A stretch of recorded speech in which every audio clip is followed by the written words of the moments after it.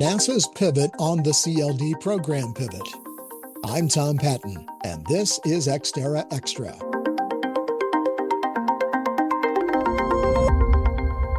In the span of roughly 12 months, NASA's Commercial LEO Destinations Program, CLD, has been restructured, redirected, walked back, and redirected again.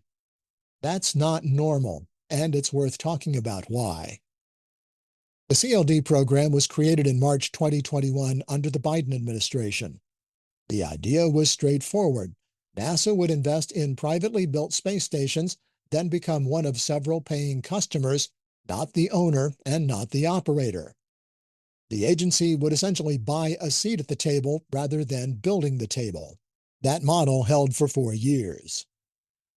Then in July 2025, President Trump named Transportation Secretary Sean Duffy as acting NASA administrator.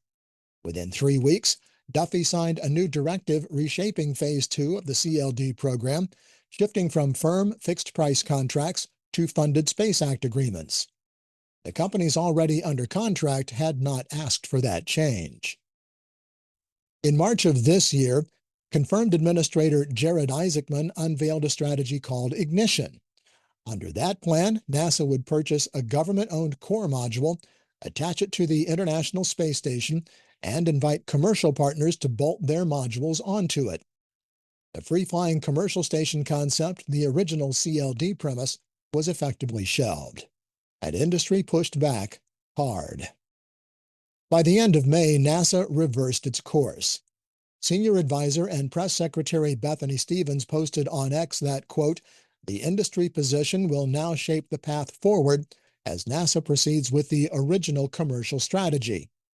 A draft RFP was expected to follow within weeks. Here's the thing about that sequence of events. It's fast. By NASA standards, it is remarkably fast. For comparison, NASA's Constellation program, the post-shuttle architecture intended to return Americans to the moon, was authorized in 2005, funded for 5 years, and then canceled in 2010 under the Obama administration. That cancellation triggered 2 years of congressional hearings, a legislative rescue of parts of the program, and the eventual creation of the Space Launch System. The cycle from policy to reversal took nearly a decade. The CLD reversal from ignition to walking it back took approximately 10 weeks.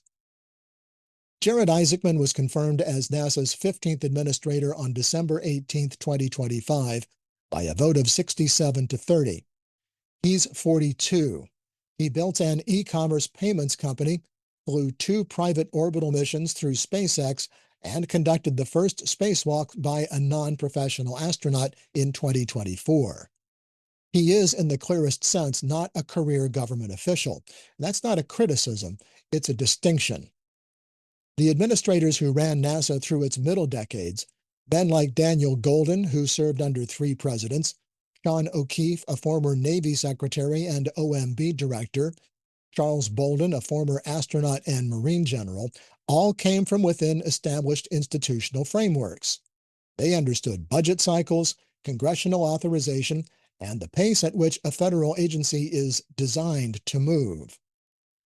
Jim Bridenstine, confirmed in 2018 after a 50 to 49 Senate vote, was a congressman. He pushed commercial partnerships aggressively and was often at odds with the agency's institutional culture.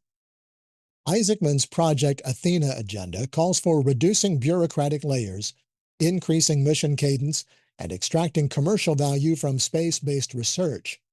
The language is the language of a company operating plan, not a federal agency's strategic review. That framing produces a different kind of decision-making. When industry told NASA the Ignition LEO plan didn't work commercially, Isaacman's team moved in weeks, not quarters, not fiscal years, weeks. The question the CLD reversal does not answer is whether speed alone is sufficient. The original CLD contractors invested years and engineering resources under one set of rules. Those rules changed twice in 10 months. A draft RFP for the next phase is now expected in mid to late summer 2026. The ISS, meanwhile, is still scheduled for deorbit in 2030, and that date has not moved. NASA's FY 2026 budget, the largest in nearly 3 decades after Congress rejected proposed OMB cuts, includes $272 million for the CLD program for the year, with $2.1 billion projected across the plan. That money exists. The acquisition path for spending it has changed 3 times.